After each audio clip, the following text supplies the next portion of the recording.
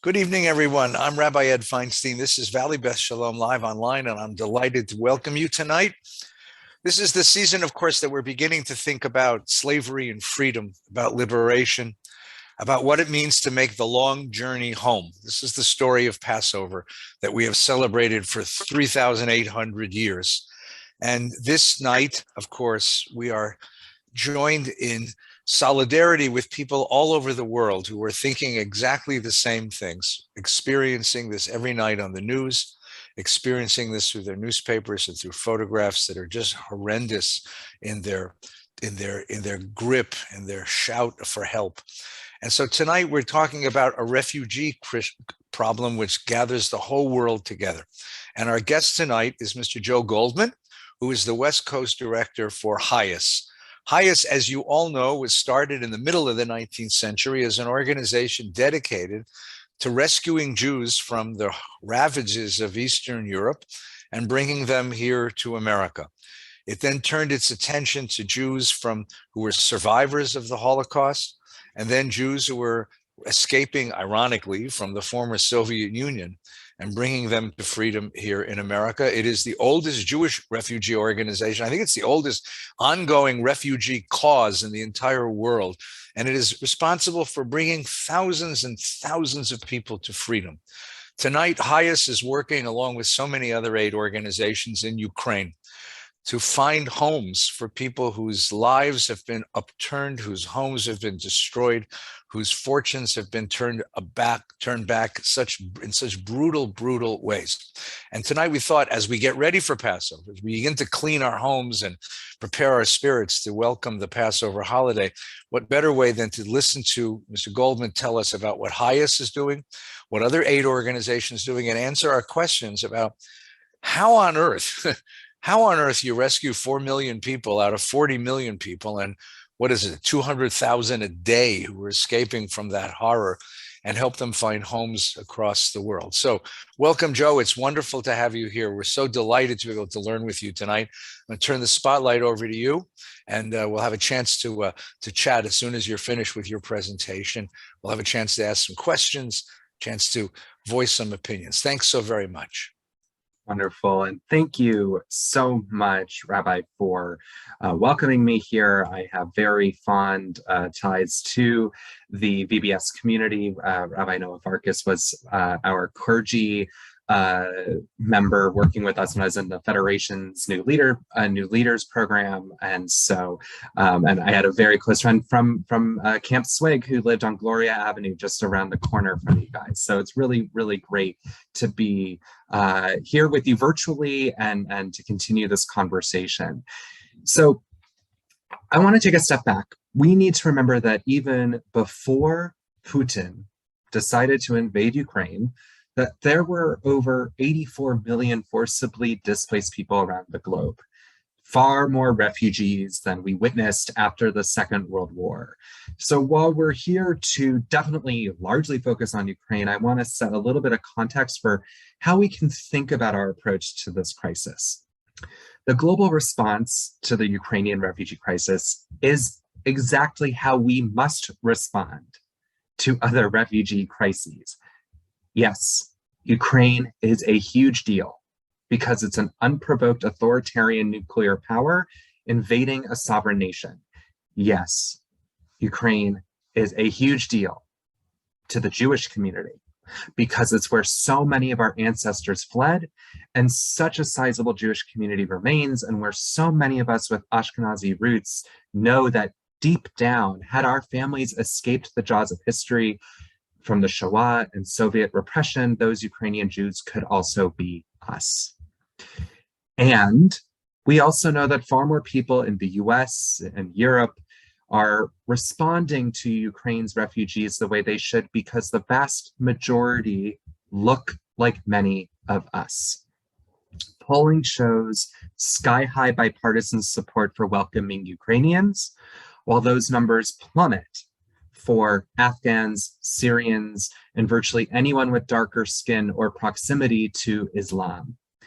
So as we dig deeper into the Ukraine crisis, let's all keep in mind that we have the opportunity to learn from our response and build upon the chance to live out our Jewish values of B'Tselem Elohim, that we're all made in the same image, of Tzedek, Tzedek, Tov, of justice, justice you shall pursue, and of course, Tikkun Olam, to repair the world. So now that I've set that context, let's look at what's actually happening in Ukraine and around Ukraine.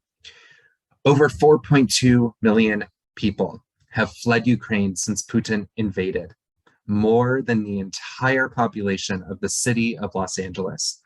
Roughly 2/3 went to Poland alone. Another 6.5 million are internally displaced within Ukraine itself. This war sparked the largest refugee crisis in Europe since World War II, and the fastest forced displacement in human history. Millions more are projected to flee the country and be displaced within it. The escalation of this conflict has resulted in devastating humanitarian consequences. Food, medical supplies, and currency are running out. LGBTQ people are at severe risk wherever Putin's army advances. Since men aged 18 to 60 are banned from leaving the country, those fleeing are women, children, and older people. HIAS is taking a three-pronged approach to the emergency response for Ukraine, supporting those displaced within Ukraine itself, helping refugees in immediately neighboring countries, and then resettlement in the rest of Europe, Israel, and the United States. HIAS is no stranger to Ukraine, as you heard earlier this evening. In fact, it was the first Tsarist anti-Semitic pogroms in the 1880s in what is now Ukraine that sparked HIAS's creation as the Hebrew Immigrant Aid Society. We now just go by our acronym, because the Jewish community mobilized out of existential necessity to help our people reach shelter, safety, and self-sufficiency out of harm's way. And yet, even as we've grown into an agency spanning 5 continents in 17 countries, our commitment to Ukraine has never wavered. We've helped people flee pogroms, Nazis, Soviets, and Putin's invasion of the Donbass and Crimea in 2014.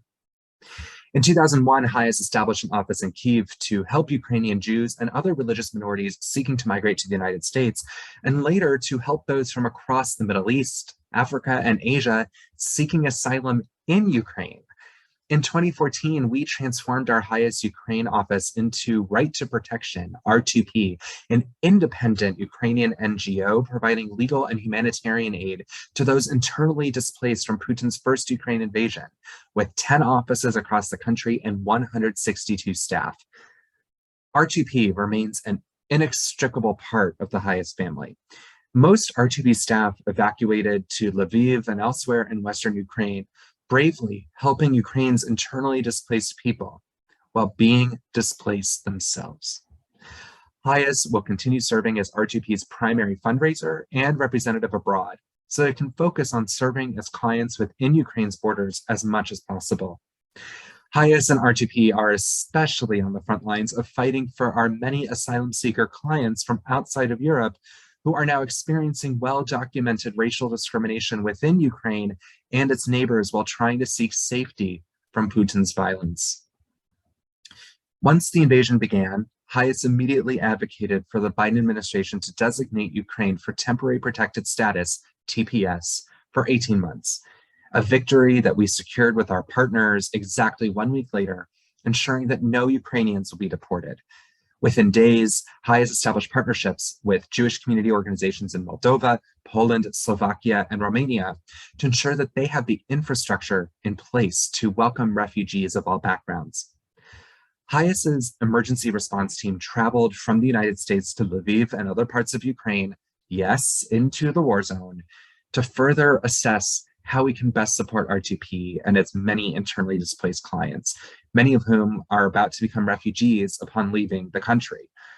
Other colleagues are at the Polish-Ukrainian border working directly with our European staff and Jewish community leadership to identify longer-term and continent-wide responses.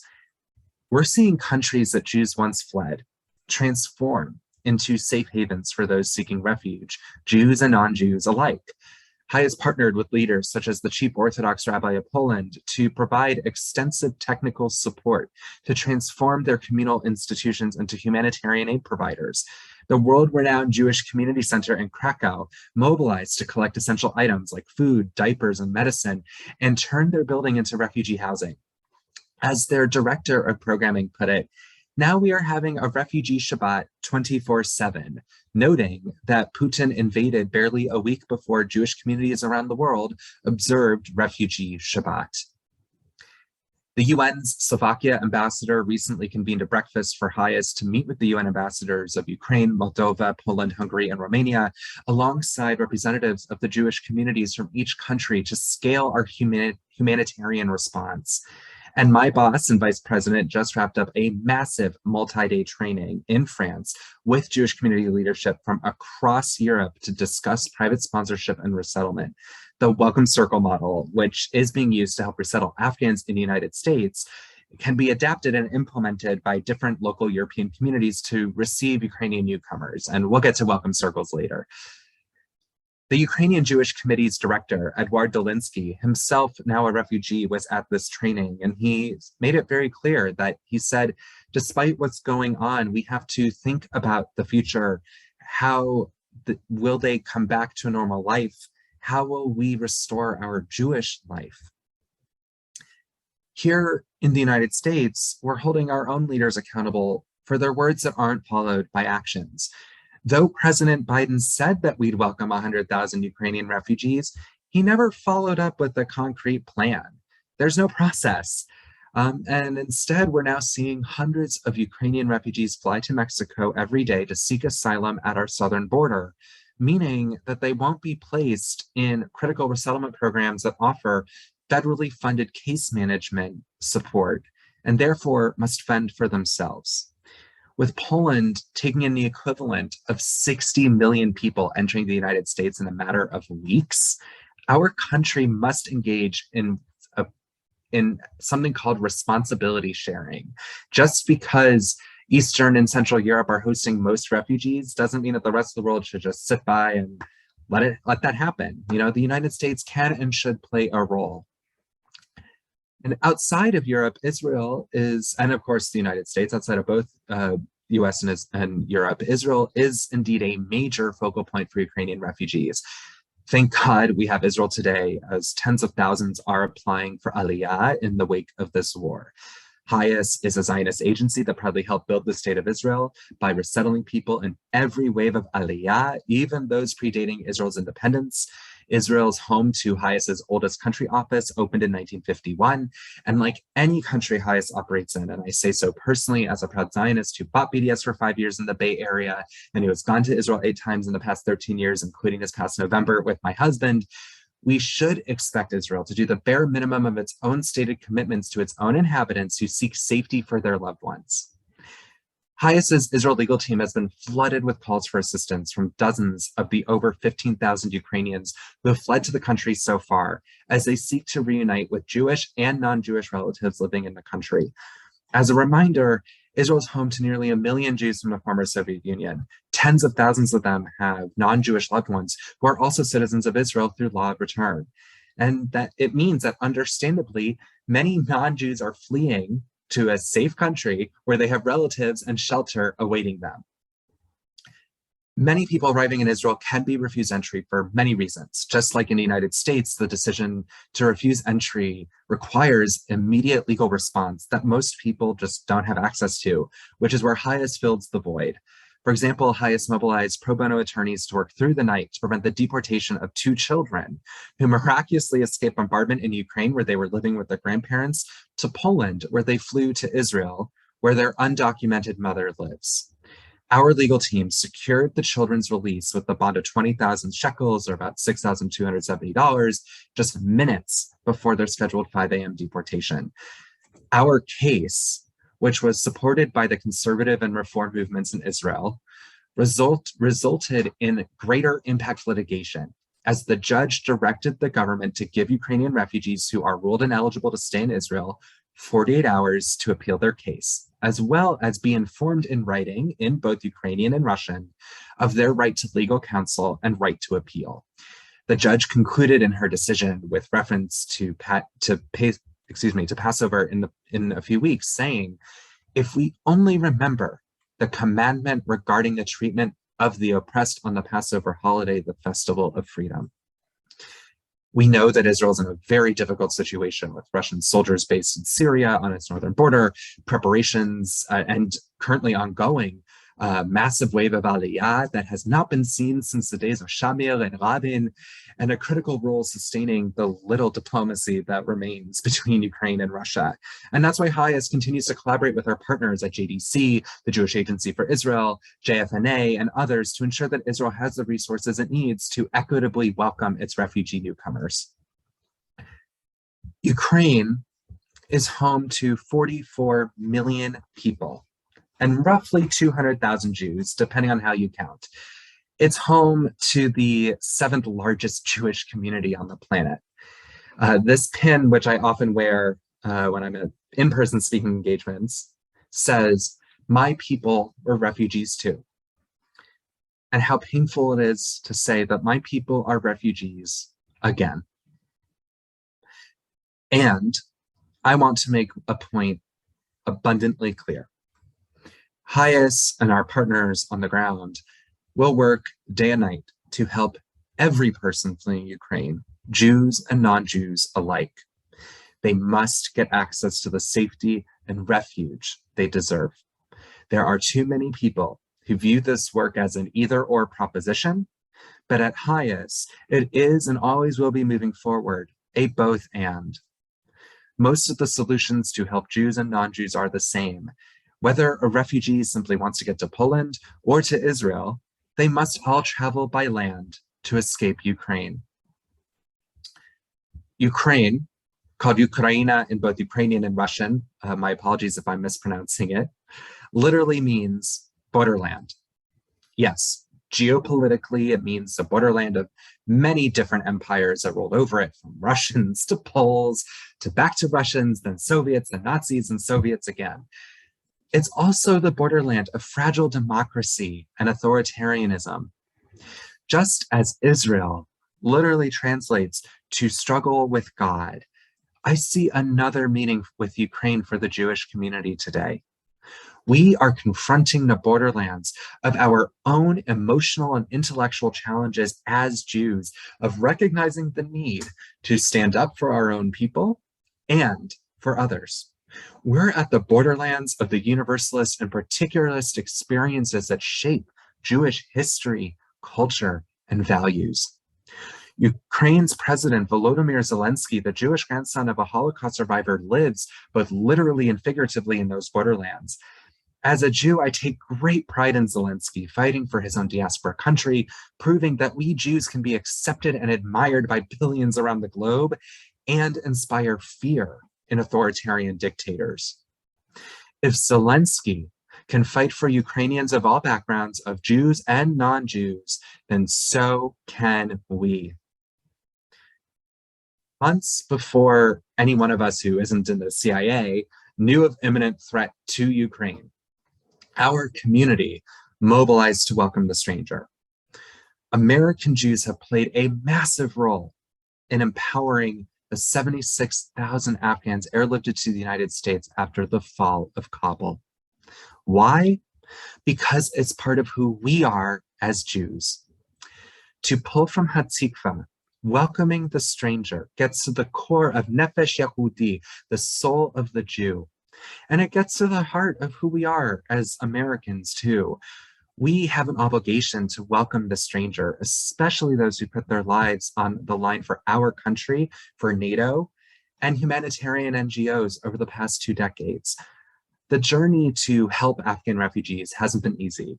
Let's look at some numbers and history for greater context, and don't worry, I'm not going to quiz you later. Our resettlement system was gutted under the previous administration. The 2020 to 2021 fiscal year, we only welcomed 11,000 refugees, down from a bipartisan average of 95,000. Yes, now we have an ostensibly pro-refugee administration which reset refugee admissions to 125,000 for the new fiscal year that began on October 1st, meaning that critical funding would be released to NGOs like HIAS and our partners to hire case managers, social workers, translators, and others in the public-private partnership that defines refugee resettlement. Then we could go off into the sunset, rebuild the system, and live happily ever after. Except that's not what happened. Kabul fell in mid-August, 6 weeks before the new fiscal year, and the administration didn't have an evacuation plan. Normally, a resettlement agency has a lead of at least 10 days to 3 weeks before new clients arrive. But when 76,000 arrived all at once, the system was completely unprepared. Given the unprecedented strain on our resettlement system, a solution known as sponsor circles is being pioneered across the United States, modeled on the private sponsorship program that's wildly popular in Canada. With deep experience in refugee resettlement and honed strategies for educating, organizing, and mobilizing the Jewish community, we launched the HIAS Welcome Circle program. There are 32 circles nationwide, with 13 of them based right here in Southern California, and 2 more are on the way. Remember those Ukrainians seeking asylum who I mentioned earlier? Well, now we're seeing some in the American Jewish community utilizing our HIAS Welcome Circle platform to provide similar support, as the tools are largely the same. There are some differences that are critical, but most of the tools are the same. So where do we go from here? What do we do to continue welcoming the stranger when so many crises enlarge?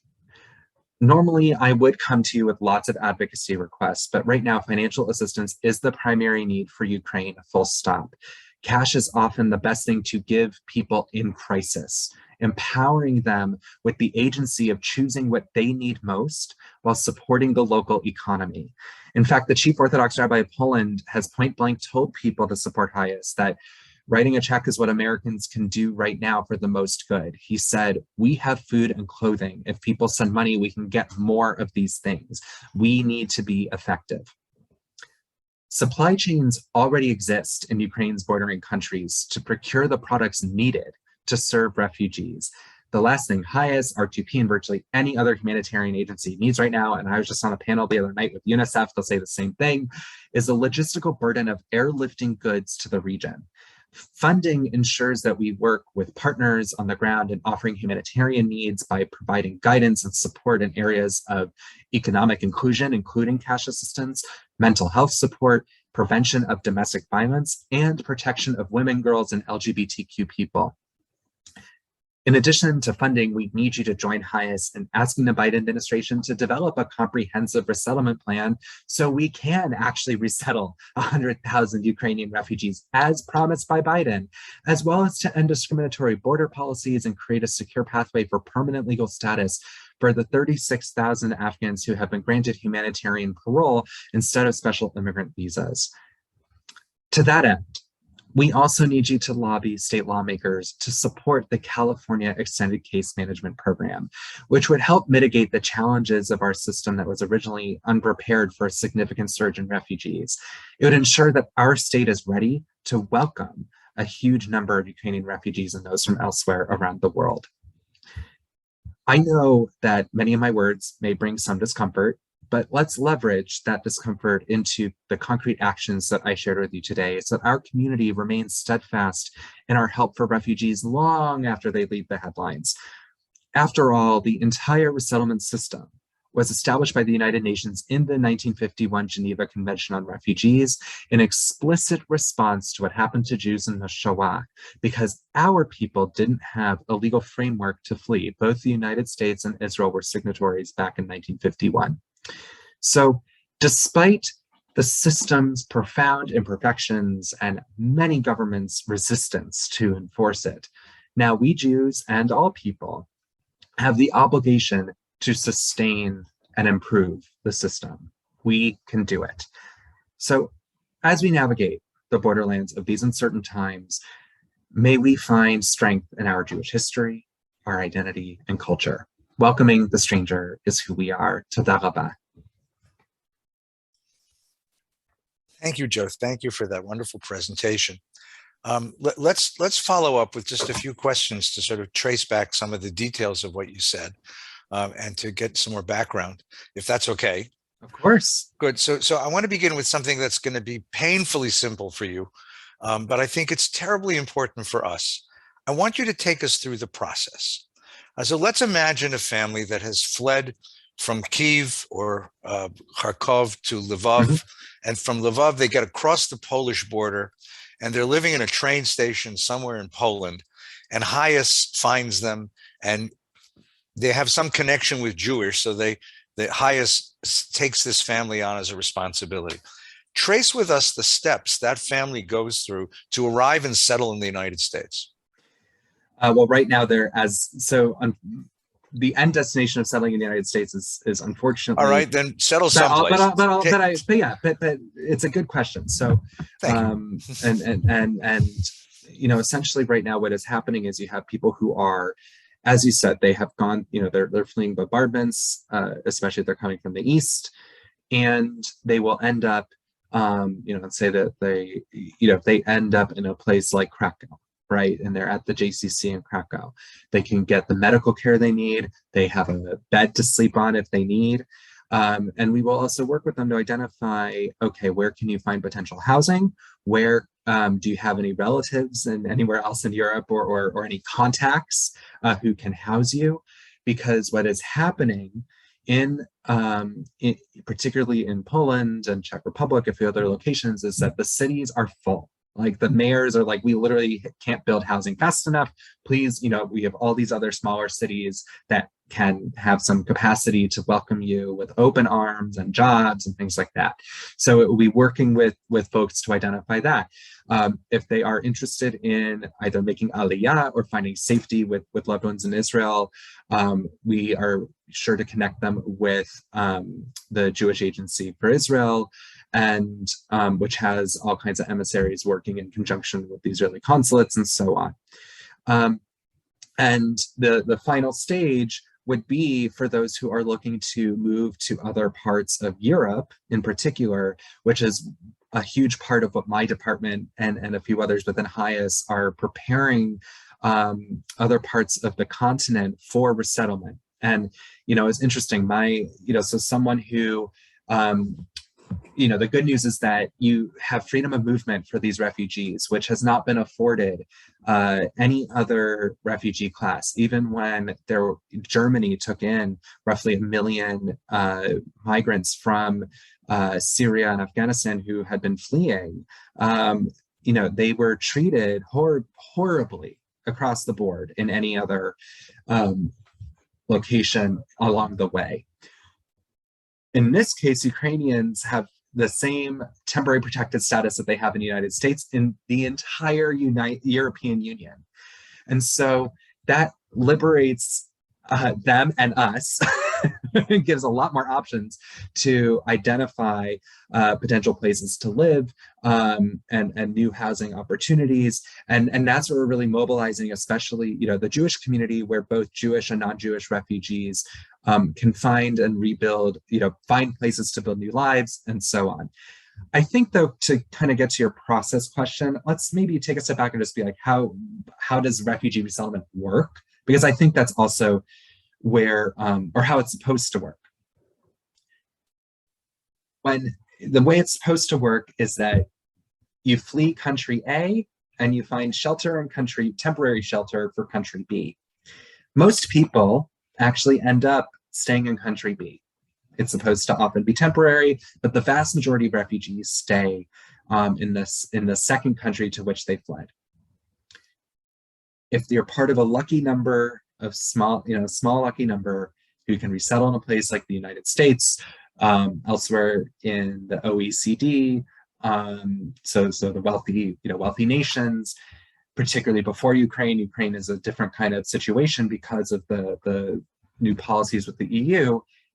If you're part of that lucky number, then you can get resettled in a third country. And that process, before you can get selected to hop on a plane to come to the United States, you are forced to go through what it can often be upwards of 2 years of background checks. and it includes biometric measuring. If your best friend's first cousin's neighbor doesn't show up for the interview, you can be denied. It's a really grueling process. And so once you made it through that hoop, the State Department will assign you an agency on the ground that will work with you. HIAS has 26 affiliate partners. JFS LA was a partner for many, many years, but under the Trump administration, when refugee numbers were gutted, that was one affiliate we had to close down because there weren't enough refugees coming in. We still have 3 other affiliates in California, 2 in the Bay Area, 1 in San Diego. So said refugee, if they're coming to California, say they're going to San Diego, JFS San Diego would resettle a HIAS refugee. They're basically our subcontractor. Their clients are our clients. And they would get 3 months of support. So it would be in the form of case managers who help find housing, help find, getting kids enrolled in school, and so on. And so it's a very grueling process. It's one that we have been advocating to expedite for many years. The vast majority of Jews who came here from the former Soviet Union and Iran came here through these programs that were much more streamlined. The Lautenberg program that is for religious minorities, and many of them still had to go through many of the interview process and whatnot, but it was still an overall faster process. It could still take a year, but still faster than what a lot of refugees have to go through today.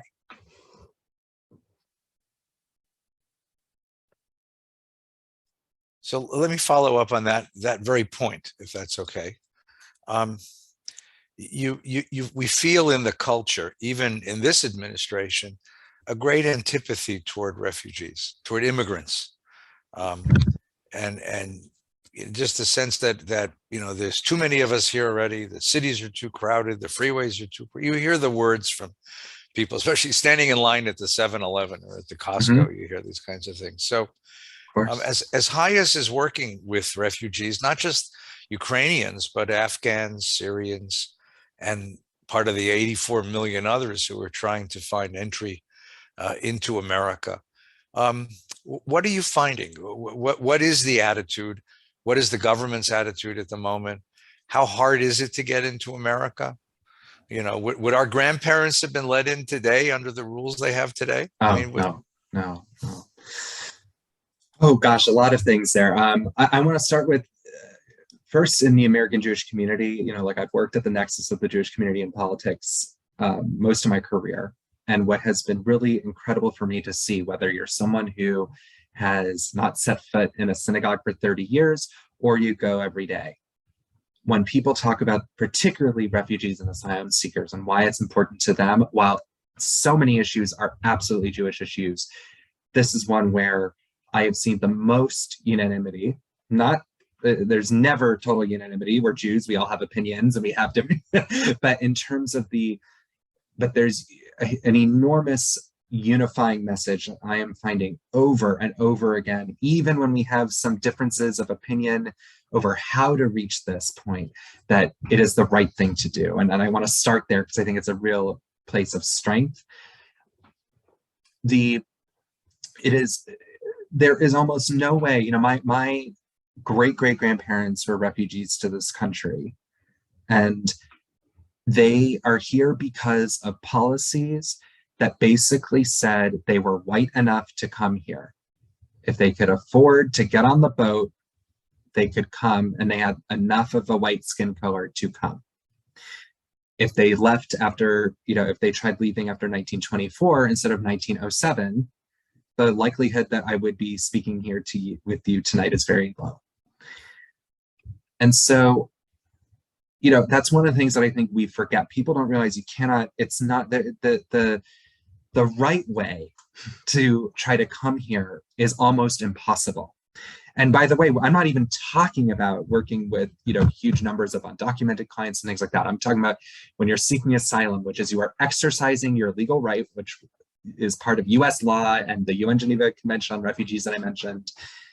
you have a right to come to the United States, come into the country, and you have a year to go present yourself to authorities to say you're seeking asylum. And we have seen our own government violate what that policy is over and over and over again.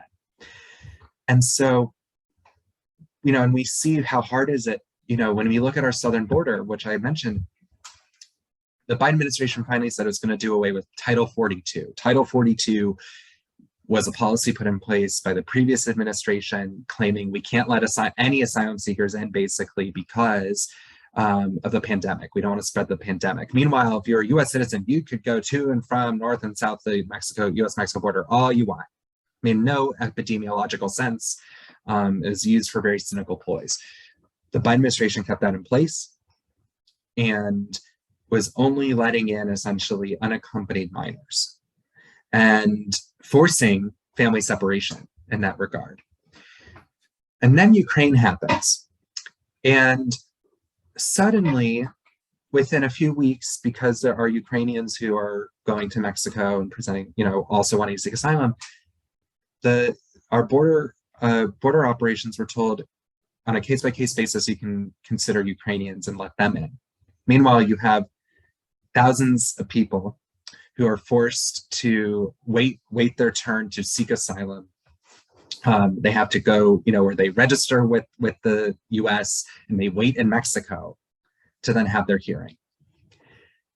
And so you've had this profound, almost facially discriminatory process in which people who have fled, a majority white country in Europe are far more, they're basically allowed to come in right away to seek asylum and get in the system to have their cases adjudicated, whereas we're forcing everyone else, people fleeing violence throughout Central and South America, as well as Haiti and a few other locations, we're basically saying you have to wait your turn in very dangerous conditions at our southern border. So it's not cut and dry. It is extremely difficult to get into the United States. And I think part of, to get to in your point here, Rabbi, the politics are such that even though we have an administration that claims that it supports refugees, and by all accounts, it is a huge step forward from where things had been in the previous administration, there is a fear of the politics of this, because the second there are non-white people presented in the media exercising their right at our southern border to seek asylum, it's suddenly called a crisis. And people view it as this, they have this hair trigger reaction in a lot of spaces. And I think there's a fear of the political response to it, when the responsibility is on so many of us to say, well, actually our population is shrinking. We need more people, let alone we should be welcoming and helping those who are exercising their right to flee persecution and violence. Let me follow that up again. I know this is political and it's uncomfortable for some people, but I'm going to give you the chance to present HIAS's position here, because I want to hear what HIAS's position is. Yeah. Relative to other countries in the world, for example, European countries, Israel, for example, what is America's population density, and what is our capacity to absorb? The image you get from the media is that hordes of people on the border, and if we were to open the border and let them in, they would crowd the rest of us out of the country. So the question is that true? Is it, no. would it have a really deleterious effect, for example, on inner city economies, on the economy of the country, certain city economies? Would it have a deleterious effect? What is both population density and economic capacity to absorb immigrants into the United States? I'm just, this, and I don't. I've always been wondered about, how crowded are we? So, first of all, our population is actually on the verge of shrinking. And so in order to grow, we need more immigrants, period. Even though I will say we are talking about immigration, but HIAS's focus is a very narrow subset of that population. The vast majority of immigrants who come to the United States are here for economic reasons, improving, a better life, seeking all the things that you hear about. Our primary focus is those who are fleeing persecution and violence, and for a whole bunch of particular characteristics. So that's one point of clarity. The United States is massive. If you've flown across the United States, you see all that empty space. If you're flying from LA to New York, we have so much capacity. And by no means, is that us saying you should fill fill the whole country full of people. But one of the things too that we forget is that housing policy is immigration policy. And California in particular has a self-inflicted wound of not building enough housing and enough high density housing. And I'm not saying we need to be Manhattan. People love to throw that word around and it scares people. That's not what I'm talking about. But what has happened is that California in particular, we talk about, oh, we're so welcoming, we're so inclusive, we're so this and that. Yeah, if you can afford it. And part of why we have an affordability crisis is there's a huge lack of supply. And so there's a whole other component here of building the infrastructure that is necessary for our country's economy to continue to grow, because otherwise we're going to go backwards. I mean, you look at what is happening in a place like Japan that has had all kinds of stagflation and depopulation. Outside of Tokyo, you have entire towns that are emptying out, and they are paying a price for it because they have extremely narrow views on what it means to be Japanese. It is extremely ethnocentric. And a very, the idea of letting in foreigners to work is a real alien thing to really come to terms with. And so, I look at what's happening there, and I see, and I know at HIAS we see, okay, and so many of our partners in the immigration space, we see here's an opportunity to continue growing our economy. It's one of the few areas where we may be perceived as this uber progressive bunch, but we're working with everyone from the meat packers to U.S. Chamber of Commerce to a lot of these players who see that for economic growth, we need more people. And there's one book that I read and I highly recommend. It's by Matthew Iglesias, and it's called, I think, The Billion People America or something like that. And kind of envisioning how, if the United States had a radical shift in its immigration policies, how good it would be for maintaining our superpower status, our economic stability, and all those things that, it's a very compelling and interesting read. Let's leave policy aside for a second and come back to the crisis at hand.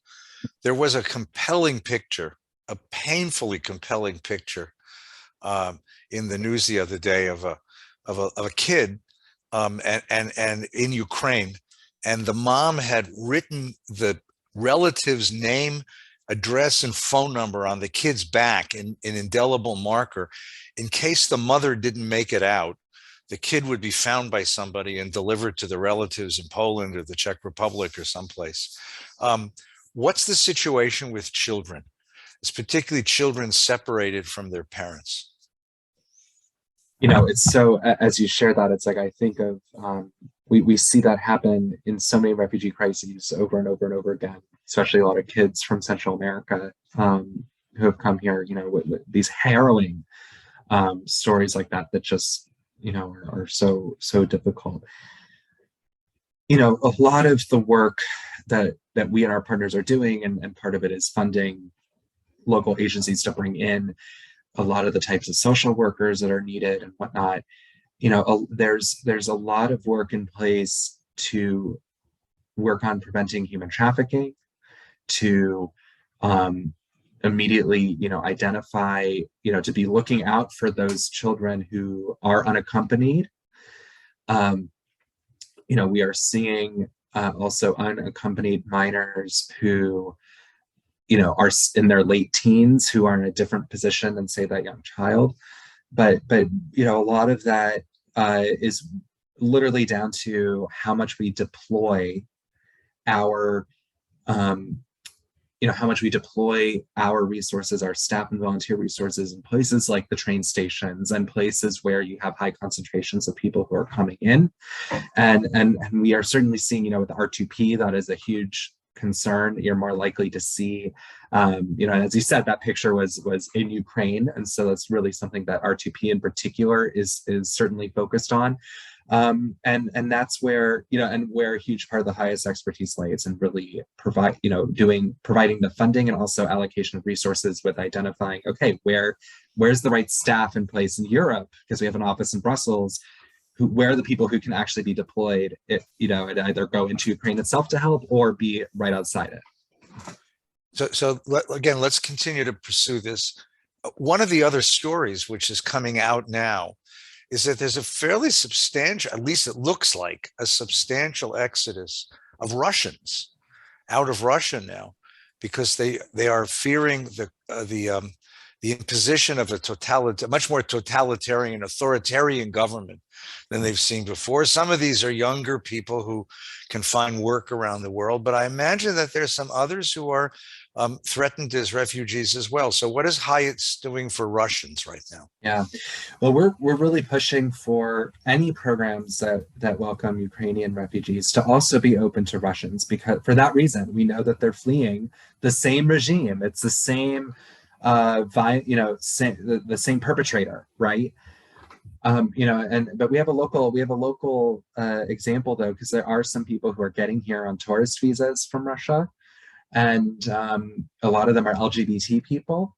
They are public enemy number one for Putin. They have been for over a decade. And in fact, there are people, Serena Oberstein of Jewish World Watch, which I know is a very strong tie to Valley Beth Shalom. Her family's been working with a lesbian couple from Moscow. And yes, Nitzan, I just saw that you guys are working with them to help, with some meal trains and things like that. So it's actually a really great question you asked about this, because there are people in the VBS community who are active, but it exposes the fact that we are about to see Ukrainian nationals, anyone who holds a Ukrainian passport will be let in much more substantial numbers at our southern border checkpoints starting tomorrow. We're going to see this from San Diego all the way through all of Texas. But those with Russian passports may not be. And so it really elevates, okay, if we're going to treat Ukrainians in one way, we should treat all the asylum seekers this way, including those from Russia who are fleeing the same perpetrator of the violence that's harming them.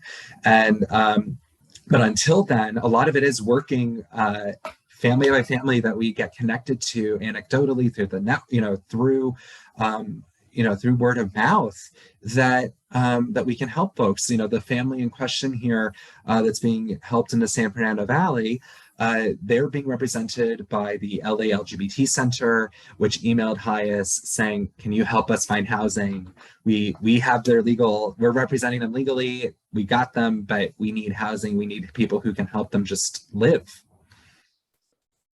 So we're gonna wrap this up now with a series of short answers. I love your advocacy, Joe. I love your fluency in your advocacy, but as a rabbi, I'm convinced that short answers are sometimes helpful. Sorry, no. I'm not making fun. I'm honest to God. So number one, I want to read more about this issue. I want to read more about HIAS's work in the world.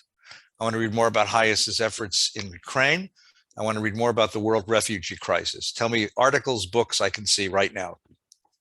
My gosh, articles and books. I mean, where do I go to find them? That's the question. And is there an author, a particular journal, a source? Where can I go to read more facts, more perspectives on this issue? So I would say more about how we got to this point with Russia. Masha Gessen. Anything she writes is she understands it. I highly recommend. Gessen, Gessin, right? Gessen.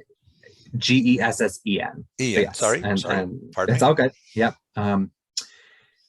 And Oh my gosh, I'm like Material on the blanking out all world, the, you know, so we material have, on the world refugee yeah, so on the crisis. World Refugee Crisis, I mean, on the HIAS website, I know it's like easy to say, go to HIAS.org, but we have a lot of the facts and figures.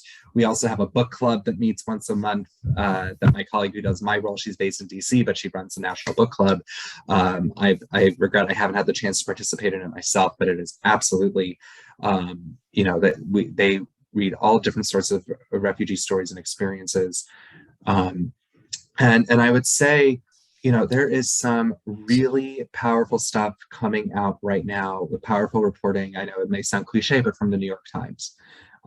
They've done, particularly from the journalist Miriam Jordan, anything she writes about, she's one of the national immigration correspondents for the New York Times. She actually lives here in Los Angeles. I met with her for 2 hours last week. Everything, she's one of the few reporters I've seen where she really gets it. Like she understands how the system works and she reports on it fair and square. And you can really learn from her writing. Let's bring her next time. She lives here in, no, seriously, she I lives would here in love LA. that. Let's I bring would her. love to. We'll put her on here. Okay. So the HIAS, HIAS.org, look for the book club and look for the materials on that website. Okay. And look for writing by Miriam Jordan in the New York Times. Okay. Yes. We watch the TV every night. Our hearts break. Many of us, if we had the ability, would get up and go fight, but my martial skills are kind of weak. I want to help. I want to help refugees. I want to help those fleeing Ukraine. I want to give them a life, give some kind of life back to them. How do I help? So again, that is visiting HIAS.org, HIAS.org. We have a whole take action page that I can also try to share in the chat, I think. We can find it. And also find it, but it is here. And I have our whole HIAS crisis response page.